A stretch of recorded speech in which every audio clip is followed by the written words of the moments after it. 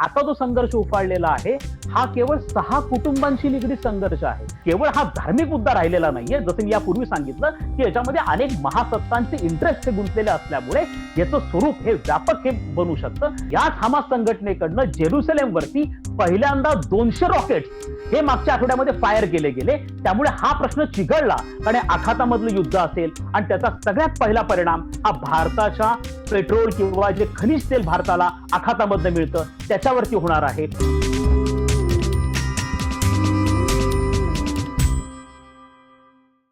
मित्रांनो, आज एका अत्यंत महत्वाच्या, अत्यंत संवेदनशील अशा आंतरराष्ट्रीय मुद्द्यावरती आपण चर्चा करणार आहोत. हा मुद्दा तसा प्रादेशिक स्वरूपाचा मुद्दा आहे, परंतु त्याचे परिणाम हे आंतरराष्ट्रीय पातळीवरती होऊ शकतात. आणि हा मुद्दा आहे इस्रायल आणि पॅलेस्टाईन यांच्यामधल्या संघर्षाचा, जो संघर्ष आता फार मोठ्या प्रमाणावरती चिघळलेला आहे आणि तो एवढ्या हद्दीपर्यंत चिघळलेला आहे की कोणत्याही क्षणी दोन्ही देशांमध्ये युद्धाची ठिणगी पडू शकते आणि हे युद्ध अत्यंत विध्वंसक आणि अत्यंत भयंकर अशा स्वरूपाचं असण्याची शक्यता ही नाकारता येत नाही. कारण इस्रायलकडे अण्वस्त्र आहेत, इस्रायलकडे केमिकल वेपन्स आहेत आणि पॅलेस्टाईनच्या बरोबर अरब देश आहेत. त्यामुळे ह्या युद्धाचा वणवा हा संपूर्ण आखातामध्ये पसरण्याची शक्यता नाकारता येत नाही. आणि या संपूर्ण प्रश्नामध्ये अनेक मोठे देश देखील इन्व्हॉल्ड आहेत. याच्यामध्ये अमेरिका इन्व्हॉल्ड आहे, याच्यामध्ये युरोपियन देश इन्व्हॉल्ड आहेत, याच्यामध्ये रशिया इन्व्हॉल्ड आहे, याच्यामध्ये चायना इन्व्हॉल्ड आहे. त्यामुळे हे जे युद्ध होईल हे केवळ आखातापुरतं मर्यादित राहणार नाहीये, तर हे एक आंतरराष्ट्रीय स्वरूपाचं होईल. किंबहुना यापूर्वी देखील अनेक अभ्यासकांनी असं मत मांडलेलं आहे की जर म्हणजे ज्या कारणामुळे तिसरं महायुद्ध घडू शकतं त्यातलं इस्रायल आणि पॅलेस्टाईन यांच्यामधला जो संघर्ष आहे हा संघर्ष त्याचं एक महत्वाचं कारण असू शकतो, अशा स्वरूपाचं भाकीत देखील अनेक अभ्यासकांकडनं यापूर्वी वर्तवलं गेलेलं आहे. आणि आता हा जो संघर्ष आहे हा आता पेटलेला आहे. त्यामुळे याविषयीची चर्चा आपल्याला करणं अत्यंत महत्वाचं आहे. दुर्दैवाने भारतीय प्रसार माध्यमांमध्ये या संदर्भामध्ये फारशी चर्चा होताना दिसत नाही. कदाचित त्याचं कारण असं असेल की भारतीय प्रसार माध्यमांना भारताच्या परराष्ट्र धोरणाविषयी त्यांची जी जाणकारी आहे ती कदाचित चीन आणि पाकिस्तानच्या पलीकडे जात नाही. त्यामुळे या अशा स्वरूपाचे जे संवेदनशील मुद्दे आहेत ते अनेकदा सामान्य भारतीयांपासून दूर राहतात. खरं तर याचा प्रत्यक्ष अप्रत्यक्ष परिणाम हा भारतावर देखील होणार आहे आणि तो संवेदनशील विषय असल्यामुळे भारत आज इस्रायल आणि भारत यांच्यातले संबंध अत्यंत चांगले आहेत. त्यामुळे आपल्याकडे देखील एक फार मोठा गट आहे की जो इस्रायल समर्थक म्हणून ओळखला जातो. त्याचप्रमाणे आपल्याकडे देखील सुन्नी मुस्लिम पॉप्युलेशन हे मोठ्या प्रमाणावरती आहे आणि ते देखील पॅलेस्टाईन समर्थक आहे. भारताची भूमिका देखील पॅलेस्टाईनला समर्थन करण्याचीच आतापर्यंत राहिलेली आहे. आणि इस्रायलच्या निर्मितीमध्येच भारताची भूमिका असल्यामुळे आपल्याला हा देखील प्रश्न भारतावरती देखील परिणाम करणार आहे.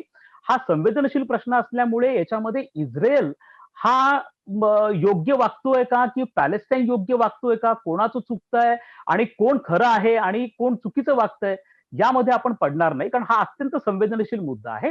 या मुद्द्याचे प्रत्येक कांगोरे हे आपण सविस्तरपणे समजून घेण्याचा प्रयत्न करणार आहोत.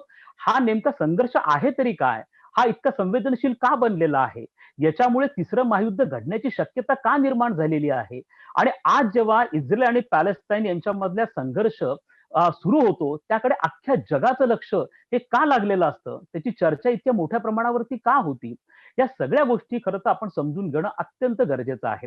त्यामुळे हा एक भौगोलिक स्वरूपाचा प्रश्न आहे आणि हा भौगोलिक स्वरूपाचा यासाठी देखील आहे की तसं म्हणाल तर इस्रायल हे एक अत्यंत छोटासा देश आहे. म्हणजे हा इतका छोटा देश आहे की आपण इस्रायलच्या एका टोकावरनं दुसऱ्या टोकावरती जर कारने जरी प्रवास केला तरी तुम्ही एका टोकावरनं दुसऱ्या टोकात परत पहिल्या टोकावरती जाऊ शकता. म्हणजे एका दिवसात तुम्हाला इस्रायलची अख्खी फेरी पूर्ण करता येऊ शकते, असा एवढा हा छोटा देश आहे.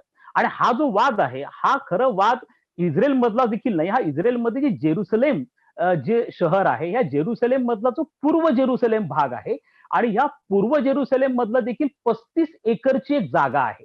आणि ही जी 35 एकरची जागा आहे ज्याला माउंट प्लाझा असं म्हटलं जातं, या जागेवरनं हा सगळा वाद आहे. त्यामुळे आपण असं म्हणू शकतो की खरं तर हा वाद रिअल इस्टेटच्या संदर्भातला आहे. म्हणजे खरं तर हा वाद भौगोलिक स्वरूपाचा एका जागेच्या मालकी हक्का संदर्भातला आहे. ही जागा केवळ 35 एकरची जागा आहे आणि यावरनं आता जो संघर्ष उफाळलेला आहे हा केवळ 6 कुटुंबांशी निगडीत संघर्ष आहे. परंतु एवढं असतानाही त्यांनी अत्यंत विध्वंसक अशा स्वरूपाचं स्वरूप प्राप्त केलेलं असल्यामुळे आता त्याविषयी आपल्याला चर्चा करणं, नेमकं हा 35 एकरची ही जी जागा आहे ही एवढी का महत्वाची बनलेली आहे, हे नेमके 6 कुटुंब कोण आहेत की ज्यांच्यामुळे हा संघर्ष आता एवढ्या मोठ्या प्रमाणावरती पेटलेला आहे. त्यामुळे आपल्याला थोडक्यात या प्रश्नाच्या मुळापर्यंत पण जावं लागणार आहे. त्याचप्रमाणे मोठ्या देशांची या प्रश्नासंदर्भात काय भूमिका आहे, तसंच आपण इस्रायल पॅलेस्टाईनमध्ये आतापर्यंत चर्चेच्या नेमकी काय प्रगती झालेली आहे, अरब देशांची या संदर्भामधली काय भूमिका आहे आणि शेवटी भारताची देखील या संदर्भामधली काय भूमिका आहे, हे देखील मुद्दे महत्वाचे आहेत, ज्याची चर्चा जाताना आपण नक्कीच करणार आहोत. मुळात आपण आता बघणार आहोत की हा जो संघर्ष आता इस्रायल आणि पॅलेस्टाईनमध्ये निर्माण झाला, हा जो ज्याला आपण तात्कालिक संघर्ष असं म्हणतो, हा नेमका का निर्माण झाला हे प्रथम आपण थोडक्यात समजून घेऊयात. हा संघर्ष निर्माण झाला 10 मे रोजी.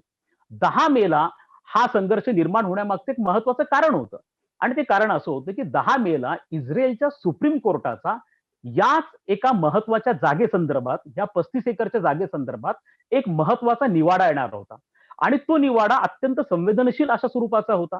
त्यामुळे त्याच्या संदर्भामध्ये काळजी घेणं हे इस्रायलसाठी गरजेचं होतं आणि ती काळजी घेण्यासाठी म्हणून इस्रायलनी त्यावेळेला जी इस्लाम धर्मियांची अत्यंत पवित्र अशा स्वरूपाची जी अल अक्सा मस्जिद आहे, या मस्जिदीमध्ये इस्रायलच्या सिक्युरिटी फोर्सेस ह्या आतमध्ये घुसल्या आणि ह्या आतमध्ये घुसल्यानंतर त्या ठिकाणी काही चकमकी झाल्या, दगडफेक मोठ्या प्रमाणावरती झाली. अर्थात याच्यामध्ये पॅलेस्टाईन आणि इस्रायल या दोघांकडनं दावे प्रतिदावे केले जात आहेत. इस्रायल असं म्हणतो आहे की आमच्या सिक्युरिटी फोर्सेस ह्या मस्जिदीच्या बाहेर होत्या आणि मस्जिदीच्या आतमधनं आमच्यावरती दगडफेक झाली, त्यामुळे घुसखोरी करण्याशिवाय, आतमध्ये घुसण्याशिवाय आम्हाला पर्याय नव्हता, असं त्यांचं म्हणणं आहे. पॅलेस्टाईन लोकांचं असं म्हणणं पडलेलं आहे की आम्ही, हा रमजानचा पवित्र महिना आहे, त्यामुळे आम्ही तिथं प्रार्थना करण्यासाठी एकत्र आलो होतो आणि ते इस्रायलला सहन नव्हतं. अर्थात यामागे एक कारण असं होतं की इस्रायलला तिथं मोठ्या प्रमाणावरती जमावबंदी टाळायची होती, कारण सुप्रीम कोर्टाचा निर्णय येणार होता. त्यामुळे मोठ्या प्रमाणावरती पॅलेस्टाईन लोक एकत्र येणं हे थोडंसं धोक्याचं होतं.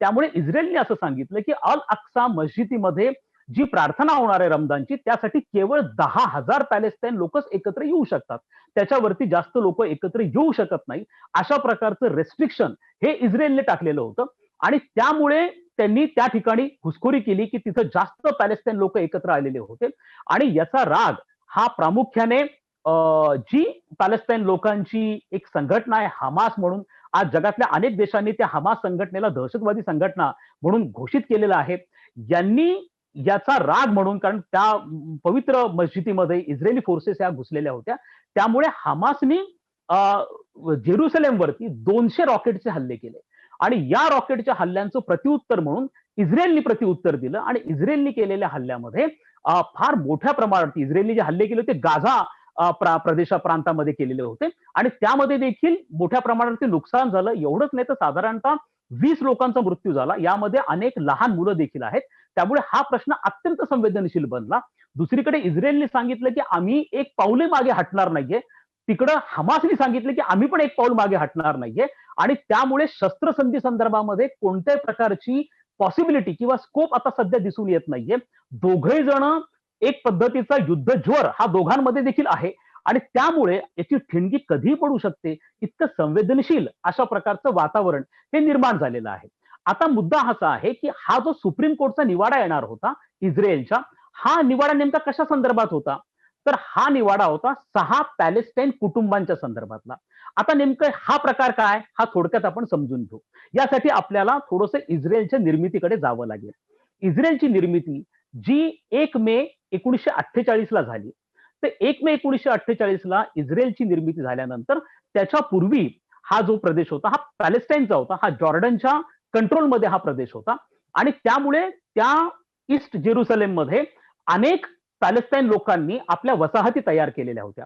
परंतु 1967 ला म्हणजे 1948 ला इस्रायलची निर्मिती झाल्यानंतर 1967 म्हणजे 1967 ला एक 6 दिवसांचं मोठं युद्ध झालं, ज्याला 6 डेज वॉर असं म्हणतात आणि या युद्धामध्ये इस्रायलचं हे जे युद्ध होतं हे जॉर्डन बरोबर, इजिप्त बरोबर आणि पॅलेस्टाईन बरोबरचं युद्ध झालेलं होतं आणि या युद्धामध्ये इस्रायलला मोठा विजय मिळाला आणि संपूर्ण जेरुसलेम जे शहर आहे, हे जेरुसलेम शहर हे पूर्णपणे इस्रायलच्या कब्जामध्ये आलं. त्याच्यात ईस्ट जेरुसलेम देखील इस्रायलच्या कब्जामध्ये आलं आणि त्यामुळे इस्रायलने सांगायला सुरुवात केली की जे पॅलेस्टाईनच्या वसाहती तिथं आहेत त्या त्यांनी खाली केल्या पाहिजेत. यापूर्वी अनेक पॅलेस्टाईन लोकांनी तिथल्या वसाहती ज्या आहेत त्या खाली केल्या, परंतु त्यामधले 6 कुटुंब हे अजूनही राहिलेले होते आणि ते वसाहती खाली करायला तयार नव्हते. त्यामुळे हा जो वाद होता हा इस्रायलच्या सुप्रीम कोर्टापर्यंत जाऊन पोहोचलेला होता आणि त्याचा निवाडा हा त्या ठिकाणी येणार होता. हा कदाचित निवाडा पॅलेस्टाईनच्या विरोधामध्ये जाऊ शकला असता, त्यामुळे वातावरण संवेदनशील झालं असतं. म्हणून तिथं त्यांनी सिक्युरिटी फोर्सेस ची गस्ती वाढवलेली होती, जमावबंदी केलेली होती, मोठ्या प्रमाणात पॅलेस्टाईन नागरिक एकत्र येऊ नये अशी त्यांची त्या स्वरूपाची इच्छा होती आणि त्यामुळे हा वाद आता सध्या चिघळलेला आहे. त्यामुळे आपण असं बघतो की हा जो वाद आहे हा खरं तर त्या 35 एकर जागेशी आहे, त्यातल्या त्यात ह्या 6 कुटुंबांशी निगडीत आहे आणि हा जो आहे हा मालकी हक्का संदर्भातला वाद आहे. आता प्रश्न असा पडतो की ही एवढा मोठं 35 एकरची जागा ही एवढी महत्वाची का बनली? हा मालकी हक्काचा मुद्दा नेमका काय आहे? तर आपण लक्षात घेतलं पाहिजे की अगदी ऐतिहासिक काळापासून जेरुसलेम जे शहर आहे हे प्रामुख्याने 3 जे महत्वाचे धर्म आहेत, एक इस्लाम आहे, ख्रिश्चनिटी आहे आणि तिसरा ज्यू आहे.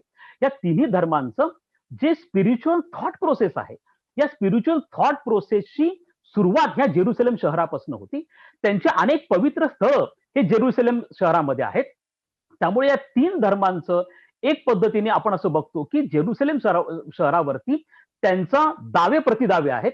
यापूर्वी जेरुसलेम मधले अनेक मंदिरं, ज्याला जसं किंग डेव्हिडचं तिथलं मंदिर होतं, अशा स्वरूपाची अनेक मंदिरं होती जी यापूर्वी देखील उद्ध्वस्त केली गेलेली होती, ती पुन्हा एकदा बांधली गेलेली होती आणि त्यामुळे तिथं अशा स्वरूपाचे दावे हे इस्रायलची निर्मिती होण्यापूर्वीपासून हे चालू होते. अगदीच उदाहरण द्यायचं झालं तर ज्या वेळेला जॉर्डनकडे ह्या संपूर्ण क्षेत्राचा मालकी हक्क होता, त्यावेळेपासून काही यहुदी लोकांनी तिथं प्रॉपर्टीज विकत घ्यायला देखील सुरुवात केलेली होती, कारण ते धार्मिक दृष्ट्या त्यांच्यासाठी देखील अत्यंत महत्वाचं अशा स्वरूपाचं हे स्थळ होतं. त्यामुळे इस्रायलच्या निर्मितीनंतर हा संघर्ष निश्चितपणे वाढला, परंतु हा मालकी हक्काशी निगडीत आहे. आता आपण इस्रायलच्या निर्मितीकडे जाऊयात.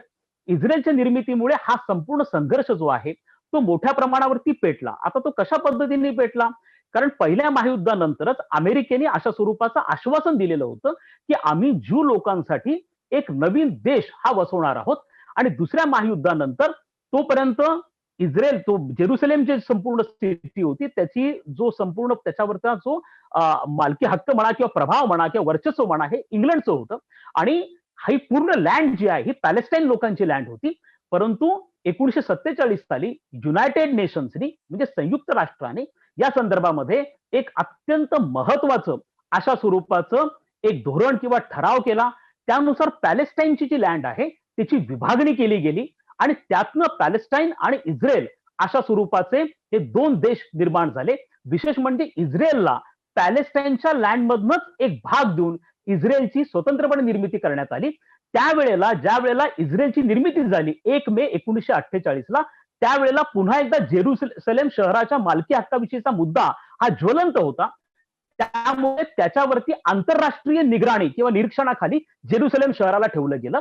परंतु इस्रायलची निर्मिती ही अरब देशांना पटणारी नव्हती. त्यामुळे त्यांच्यामध्ये कुजबुजी, त्यांच्यामध्ये वाद हे चालूच होते आणि त्याची परिणिती कुठेतरी 1967च्या 6 दिवसांच्या युद्धामध्ये झाली आणि या युद्धामध्ये इस्रायलने मोठ्या प्रमाणावरती जॉर्डन असेल, इजिप्त असेल आणि पॅलेस्टाईन यांचा पराभव करत पूर्ण जेरुसलेम सिटी जी होती, जी आंतरराष्ट्रीय निगराणीखाली होती, ती आपल्या हातामध्ये घेतली. विशेष करून ईस्टर्न जेरुसलेम जो आहे, हा ईस्टर्न जेरुसलेम जो सध्या वादाचा केंद्रबिंदू आहे, तो देखील त्यांनी आपल्या हातामध्ये घेतला. एवढंच नाही तर वेस्ट बँक आणि गाझा या ठिकाणी देखील त्यांनी मोठ्या प्रमाणावरती आपलं वर्चस्व निर्माण केलं आणि त्या ठिकाणी त्यांनी आपल्या वसाहती देखील निर्माण करायला सुरुवात केली. त्यामुळे 1967चं जे युद्ध आहे ते फार महत्वाचं युद्ध आहे. त्यानंतर हा वाद जो होता हा सातत्याने वाढत गेला. याच्यामध्ये छोटी मोठी युद्ध, संघर्ष हा सातत्याने होत गेला. त्यामध्ये काही चर्चा घडून आणण्याचा देखील प्रयत्न केला, सामोपचाराने हा प्रश्न सोडवण्याचा देखील प्रयत्न झाला. परंतु हा इतका संवेदनशील मुद्दा असल्यामुळे तो अद्यापही सोडवला गेलेला नाहीये. विशेष म्हणजे इस्रायलला मान्यता द्यायला, राजनैतिक मान्यता द्यायला अरब देश तयार नाहीयेत. त्याचप्रमाणे पॅलेस्टाईनला मान्यता द्यायला इस्रायल देखील तयार नाहीये. आणि या संदर्भामध्ये अनेक वाद हे सध्या युनायटेड नेशन्स मध्ये देखील आहेत. आणि याच्यामध्ये कुठेतरी आगीमध्ये तेल ओतण्याचं काम, ज्याला आपण असं म्हणतो, या मोठ्या राष्ट्रांनी केलंय, विशेष करून अमेरिकेने केलंय. अमेरिकेचा ह्या संपूर्ण प्रश्नामध्ये अत्यंत जास्त रस आहे, इंटरेस्ट आहे, किंबहुना तो एका विशिष्ट मर्यादेच्या बाहेर आहे. आणि त्याची कारण देखील तशी आहेत. याचं कारण, पहिलं कारण असं आहे की अमेरिकेमध्ये ज्यू लोकांची जी लॉबी आहे ती अत्यंत स्ट्रॉंग लॉबी आहे. किंबहुना अमेरिकेच्या परराष्ट्र धोरणाला गाईड करणारी जी लॉबी असं म्हटलं जातं, त्याचा मोठा प्रभाव अमेरिकेच्या परराष्ट्र धोरणावरती आहे. आणि विशेष करून अमेरिकेचं जे गल्फ मधलं परराष्ट्र धोरण आहे हे प्रामुख्याने तिथली ज्यू लोकांची लॉबी जी आहे ती नियंत्रित करते, असं म्हटलं तरी हरकत नाहीये. त्याचप्रमाणे इस्रायल हा जो देश आहे हा आखातामध्ये अमेरिकेचे जे तेला संदर्भातले असतील, वाणिज्य किंवा व्यापारी संदर्भातले जे हितसंबंध असतील किंवा सामरिक हितसंबंध असतील, यांचं प्रतिनिधित्व हे इस्रायलकडनं होत असतं.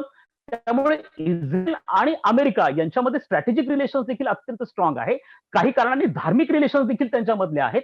आज अमेरिकेमधले जे कन्झर्वेटिव्ह ख्रिश्चन्स आहेत त्यांचा फार मोठा पाठिंबा हा इस्रायलला आहे. त्यामुळे अमेरिकेचा देखील या प्रकरणामध्ये इंटरेस्ट होता. आणि याच्यामध्ये 2017 मध्ये डोनाल्ड ट्रम्प यांनी आगीमध्ये तेल ओतण्याचं मोठं काम केलं. आणि डोनाल्ड ट्रम्प यांनी एक महत्वाचा निर्णय घेतला जो अत्यंत स्फोटक अशा स्वरूपाचा निर्णय होता. त्या निर्णयाअंतर्गत डोनाल्ड ट्रम्प यांनी अमेरिकेची जी एम्बसी आहे, जी तेल अवीव या शहरामध्ये आहे इस्रायलमधल्या, आणि तेल अवीव पासून 73 किलोमीटरवरती जेरुसलेम हे शहर आहे. तर डोनाल्ड ट्रम्प यांनी 2017 मध्ये तिथले जे कन्झर्वेटिव्ह ख्रिश्चन्स आहेत आणि त्याचप्रमाणे ज्यू लोकांची मतं आपल्याला मिळावीत, त्यांचं समर्थन आपल्याला मिळावं, यासाठी डोनाल्ड ट्रम्प यांनी निर्णय घेतला की अमेरिकेची जी एम्बसी आहे, दूतावास आहे, हा तेल अवीववरनं जेरुसलेमला शिफ्ट करण्याचा. आपण एक लक्षात घेतलं पाहिजे की जेरुसलेम संदर्भामध्ये तिन्ही धर्मांचे त्याच्यावरती दावे असल्यामुळे हा प्रश्न अत्यंत संवेदनशील असल्यामुळे या संदर्भामध्ये युनायटेड नेशन्स सगळं बहुतांश देशांनी असा निर्णय घेतलेला होता की जोपर्यंत जेरुसलेमचा वाद हा सुटत नाही तोपर्यंत जेरुसलेमला इस्रायलची राजधानी म्हणून मान्यता द्यायची नाही. कारण ती पॅलेस्टाईनचा देखील त्याच्यावरती पूर्णपणे अधिकार आहे, जसा इस्रायलचा देखील त्याच्यावरती अधिकार आहे. हा वादग्रस्त प्रश्न असल्यामुळे बहुसंख्य देशांनी आपल्या एम्बसीज या तेल अवीव मध्ये ठेवलेल्या होत्या. परंतु अमेरिकेने तसं केलं नाहीये. विशेष म्हणजे एक बाब मी आवर्जून आपल्या सगळ्या श्रोत्यांसाठी सांगू इच्छितो की अमेरिकेने 1995 मध्येच एक कायदा केला होता जो अमेरिकेच्या काँग्रेसने मंजूर केलेला होता. आणि त्या कायद्यानुसार अमेरिकेची इस्रायल मधली एम्बसी किंवा दूतावास हा जेरुसलेमला असावा अशा प्रकारचा कायदा केला गेला होता.